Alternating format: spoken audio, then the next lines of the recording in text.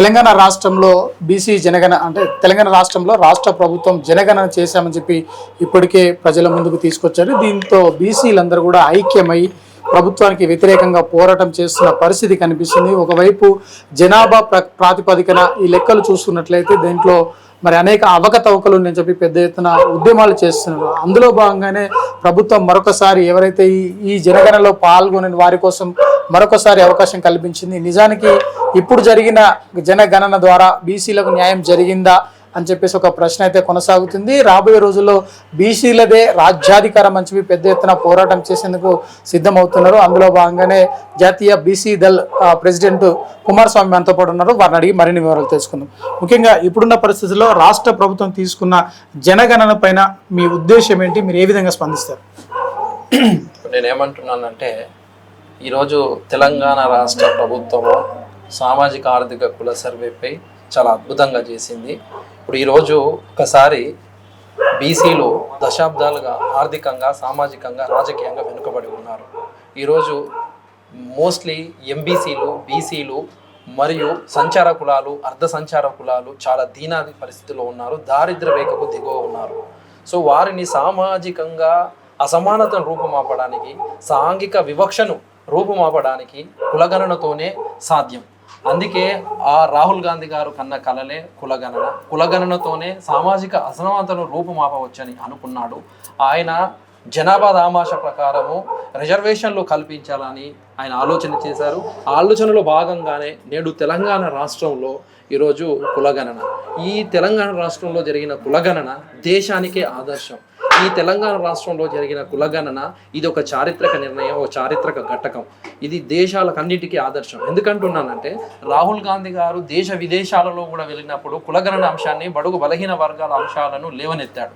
ఆయన భుజస్కంధాల మీద వేశాడు. దీనివల్ల ఈ కులగణన అంశం అనేది దేశ స్థాయిలో చర్చకు ప్రధాన కారకుడు Rahul Gandhi. Rahul Gandhi is the brand ambassador for the కులగణన. ఇక కమింగ్ టు ది పాయింట్, మరి కులగణన కరెక్ట్ జరిగిందా, కులగణన మీద రాష్ట్ర ప్రభుత్వము చిత్తశుద్ధి ఉందా అనే ప్రశ్నలు చాలా వరకు లేవనెత్తిన విషయం మనందరికీ తెలిసిందే. అయితే నేను ఏమంటున్నాను, గత అనేక ప్రభుత్వాలు వచ్చినాయి. ఈరోజు ఇప్పటి వరకు తెలంగాణ రాష్ట్రంలో ఏ కుల సర్వేలు చేసింది లేదు. చేసినా కూడా బయట పెట్టిన దాఖలాలు లేవు. ఇది మనందరికీ తెలిసిందే గత 75 సంవత్సరాలుగా. ఇప్పుడు ముఖ్యంగా ఈరోజు తెలంగాణ రాష్ట్ర ప్రభుత్వం 2023లో కామారెడ్డి డిక్లరేషన్లో 21 అంశాలు పెట్టింది. దానిలో ప్రధానంగా 2 అంశాలు కులగణన చేస్తామన్నారు. రెండోది 42% స్థానిక సంస్థల్లో బీసీలకు రిజర్వేషన్ కల్పిస్తామని హామీ ఇచ్చారు. అయితే హామీ మేరకు వాళ్ళు ప్రభుత్వం రాగానే వెంటనే 2024 ఫిబ్రవరిలో మంత్రిత్వ శాఖ ఏకగ్రీవ ఆమోదం తెలిపిన విషయం మనందరికీ తెలిసింది. దాని తర్వాత వెంటనే కులగణన పైన మార్చి 15న జీవో నంబర్ 26 అత్యంత ప్రతిష్టాత్మకంగా జీవో నంబర్ 26 విడుదల చేసిన విషయం మనందరికీ తెలిసింది. దానికంటే ఒకరోజు ముందే నేనే ఇక్కడ కాచిగూడలో మేధావులు, బీసీ సంఘాలు, IAS officer retired Akunuri Murali వీళ్ళందరితో అఖిల సమావేశం ఏర్పాటు చేయడం జరిగింది. ప్రభుత్వం వెంటనే ఆ తర్వాత రోజే జీవో నంబర్ 26 కూడా విడుదల చేసింది. ఆ తర్వాత ఈ యొక్క కులగణన సర్వేకు ఒక 150 కోట్ల వరకు కూడా వాళ్ళు బడ్జెట్లు కేటాయించారు. ఆ తర్వాత వెంటనే బీసీ కమిషన్ ఏదైతే 199 MS GOMS ద్వారా బీసీ కమిషన్ ఉంది. సో దాని ద్వారానే వాళ్ళు డెడికేషన్ కమిషన్ కూడా యాక్ట్ చేసే విధంగా చేశారు. అప్పుడు వెంటనే కృష్ణయ్య గారు మరియు కృష్ణమోహన్ లాంటి వాళ్ళు హైకోర్టులో దాన్ని ఛాలెంజ్ చేశారు. ఎందుకంటున్నారంటే ఆర్టికల్ 340 మరియు సుప్రీంకోర్టు తీర్పుల ప్రకారము ఈ యొక్క బీసీల రిజర్వేషన్ శాతాన్ని నిర్ణయించడానికి ప్రత్యేక డెడికేషన్ కమిషన్ ద్వారానే చేయాలి అనే అంశం ఉంది. కాబట్టి వెంటనే దాన్ని ప్రభుత్వం కూడా సానుకూలంగా తీసుకొని వెంటనే ప్రత్యేక డెడికేషన్ కమిషన్ ఒక ఐఏఎస్ ఆఫీసర్ని డెడికేషన్ కమిషన్ వేసి ముందుకు సాగడం జరిగింది. ఆ తర్వాత మనందరికీ తెలిసిందే, రాష్ట్రంలో ఆల్మోస్ట్ కులగణన అత్యంత ప్రసిద్ధాత్మకంగా చేపట్టడం జరిగింది. నేను ప్రత్యేకంగా ఒక 50 నుంచి 60 చోట్లలో కులగణనలో పాల్గొన్నా. ఎట్లా జరుగుతుంది, అసలు పరిస్థితులు ఏంది, వాస్తవ పరిస్థితులు ఏంది, సహకరిస్తున్నారా లేదా ఏంది అనేది చూశాను.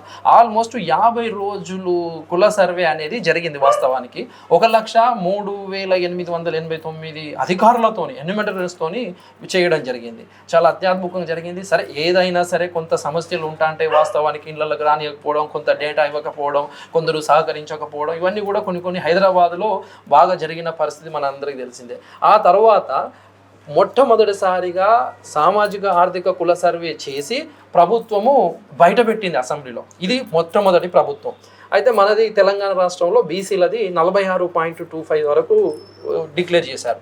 సరే, కొంత బీసీ సంఘాలు కావచ్చు, కుల సంఘాలు, మేధావులు మేము 51% ఉంటారు, మరి ఎట్లా ఇంత తక్కువ జనాభా తగ్గిందని కొంత ఆలోచనలో పడ్డారు. దానికి అనేక మీటింగ్స్ కావచ్చు, ఒక యుద్ధ వాతావరణం ఏర్పడింది. ప్రభుత్వం దృష్టి కూడా తీసుకెళ్లడం జరిగింది. సానుకూలంగా మేధావులను, బీసీ మేధావులందరినీ కూడా పిలిపించి సూచనలు తీసుకొని నిన్ననే మీటింగ్ జరిగింది. ఆ మీటింగ్లో నేను కూడా పాల్గొన్న, మేధావులను, బీసీ సంఘాలందరినీ. వెంటనే దానికి సరే డేటా తగ్గింది. ఎందుకు తగ్గింది అంటే టోటల్ 96.9% కుటుంబాలను సేకరణ చేశారు. 3.1% అనేది కుటుంబాలు పాల్గొనలే. అంటే అప్రాక్సిమేట్లీ 16 లక్షల మంది ఈ యొక్క సర్వేలో పాల్గొనాలని మనకు అందరికీ క్లారిటీ వచ్చింది. వెంటనే వాళ్ళు సానుకూలంగా, రాష్ట్ర ప్రభుత్వం సానుకూలంగా స్పందించింది. 3.1 ఏదైతే శాతం మిస్ అయిందో వారికి కూడా మరొక అవకాశం ఇవ్వాలి అనే ఒక మంచి ఉద్దేశంతో రాష్ట్ర ప్రభుత్వం, నిజంగా ఇది చాలా ఒక గొప్ప విషయం, వారు ఇవ్వాలి అని చెప్పి మళ్ళీ ఇప్పుడు ఈరోజు ఫిబ్రవరి 16 నుంచి 28 తారీఖు దాకా మళ్ళీ ఎవరైతే ఈ సర్వేలో పాల్గొనలేదో 3.1% అంటే 16 లక్షల మంది మళ్ళీ పాల్గొనే విధంగా వారికి అవకాశం ఇచ్చింది. దాన్ని ఇప్పుడు ఎట్లా, నువ్వు ఎంఆర్ఓ ఆఫీస్లకు వెళ్ళొచ్చు, లేదంటే టోల్ ఫ్రీ ద్వారా నంబర్ చేసి మీరు పిలిపించుకోవచ్చు, లేదు అంటే కొందరు ఎక్కువ ఈ క్వాలిఫైడ్ పర్సన్స్ బయటికి వెళ్ళని వాళ్ళైతే ఆన్లైన్ ద్వారా కూడా వాళ్ళ ఇన్ఫర్మేషన్ ఆన్లైన్ ద్వారా రిజిస్ట్రేషన్ చేసుకోవచ్చు. అలా అన్ని మోడ్స్ పెట్టేసి ఈరోజు మళ్ళీ సర్వేను పెట్టడం అనేది నిజంగా ఒక గొప్ప విషయం. ఎవరు ఏది అడ్వైజ్ ఇచ్చినా ప్రభుత్వం సానుకూలంగా స్పందిస్తుంది, మేధావుల యొక్క ఆలోచన భాగంగా తీసుకుంటుంది, ముందుకు సాగుతుంది. ఇదంతా చిత్తశుద్ధికి నిదర్శనం కాదా అని నేను ప్రశ్నిస్తా ఉన్నాను. ఈరోజు మనం ఒక్కసారి దశాబ్దాలుగా మేము పోరాటం చేస్తున్నా కూడా ఈరోజు బీజేపీ కనీసం చీము కుట్టినట్టు లేకపోవడం చాలా బాధాకరం. దశాబ్దాలుగా మేము పోరాటం చేస్తున్నాం. కేంద్రంలో జనాభా గణనలో చేయండి అంటే చేయడం లేదు. అలాగే కనీసము మా బీసీలకు ప్రత్యేక మంత్రిత్వ శాఖ ఇవ్వు అంటే ఇవ్వడం లేదు. కనీసం ఏ కులానికి లేని క్రిమిలేయర్ మాకు తీసేయండి అన్న ఈరోజు తీయని పరిస్థితి.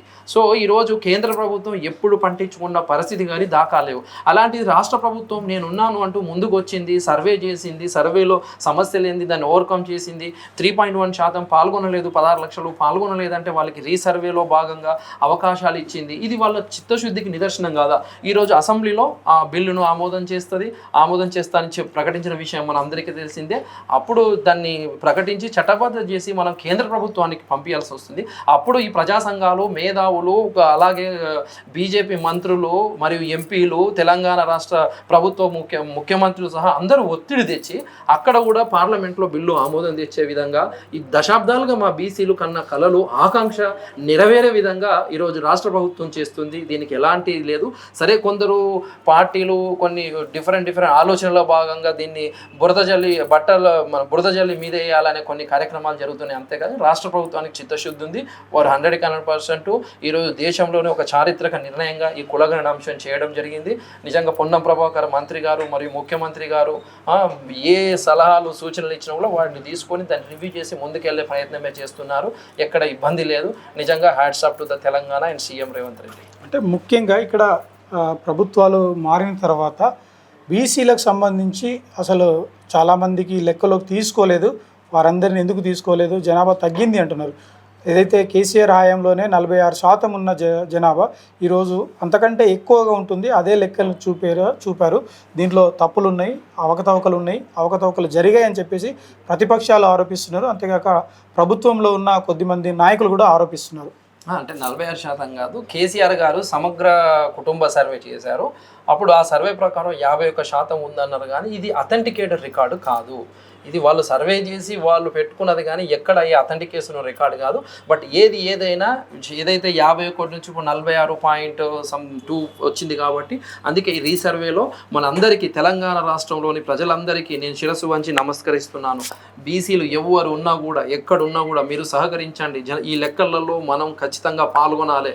దానికోసం తెలంగాణ రాష్ట్రం మొత్తం, నేను అప్పుడు కులగణన సర్వే జరుగుతున్నప్పుడు కూడా ఒక 50 నుంచి 60 రాష్ట్రంలో పలు ఏరియాలు తిరిగి అనేకంగా చైతన్యం రగిలించేటట్టుగా ప్రజల్లో ఇది మనకు అవసరం, మన లెక్కలు మనకు కావాలి అంటే మనం ఖచ్చితంగా పాల్గొనాలి. ఈసారి ఖచ్చితంగా అందరూ పాల్గొనాలని నా యొక్క ప్రత్యేక విజ్ఞప్తి. దానివల్ల మన లెక్కలు పెరుగుతాయి, మన జనాభా పెరుగుతుంది.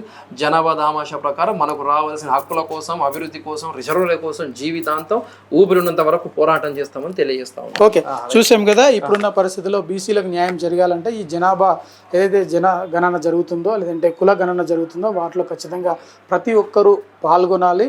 అదేవిధంగా బీసీల బలం ఎంతో చూపించాలి, జనాభా ఏంటో చూపించాలని చెప్పి మరి ప్రజలందరూ కూడా విజ్ఞప్తి చేయడం జరుగుతుంది. రాబోయే రోజుల్లో ఖచ్చితంగా జనాభా ప్రాతిపదికన ప్రతి ఒక్కరికి రిజర్వేషన్ ఫలాలు అందాలి, వాటిని అనుభవించాలి, ఆర్థికంగా, రాజకీయంగా, సామాజికంగా ఎదగాలని చెప్తున్నాను. Photo studio.